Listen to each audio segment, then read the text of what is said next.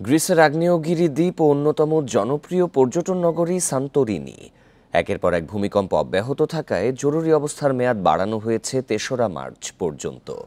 সম্ভাব্য খারাপ পরিস্থিতি মোকাবিলায় প্রস্তুত রাখা হয়েছে জরুরি সেবা ও হাসপাতাল। এ অবস্থায় ১৯৫৬ সালের ভয়াবহ ভূকম্পনের স্মৃতি মনে করে আতঙ্কিত স্থানীয়রা।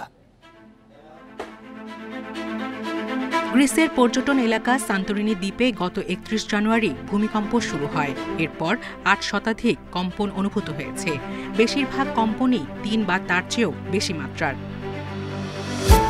এর মধ্যে সবচেয়ে শক্তিশালী ৫.২ মাত্রার ভূমিকম্প অনুভূত হয় ৫ ফেব্রুয়ারি।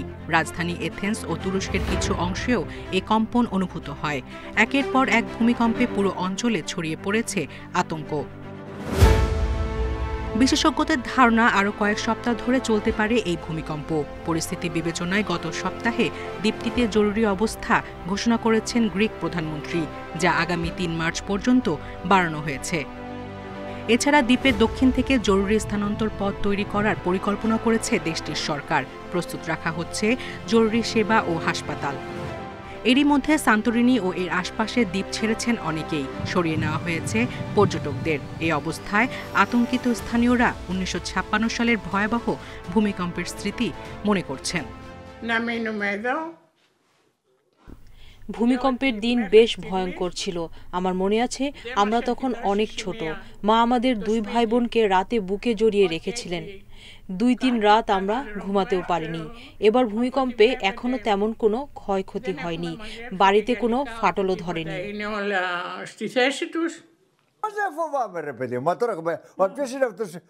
কেন ভয় লাগবে না? সবাই আতঙ্কিত। ৫৬ সালের ভূমিকম্প যারা দেখেছেন তারা জানেন বিষয়টা কতটা ভয়াবহ। ভূমিকম্পের প্রভাবে একদিকে ধুলোবালি, অন্যদিকে মানুষের চিৎকার। ওই দিন বলে বোঝানো যাবে না। ১৯৫৬ সালে সান্তোরিনিতে সর্বোচ্চ ৭.৫ মাত্রার ভূমিকম্প হয়। এতে ৮০ ফুট উঁচু সুনামি হয়। মারা যান ৫৩ জন। ইউরোপের অন্যতম সক্রিয় আগ্নেয়গিরি অঞ্চল হেলানিক ভলকানো আর্কে অবস্থিত সান্তোরিনি। প্রতি বছর দ্বীপটিতে ঘুরতে যান প্রায় ৩৫ লাখ পর্যটক, স্থায়ী বাসিন্দা ২০,০০০। সায়রা খান, ইন্ডিপেন্ডেন্ট নিউজ।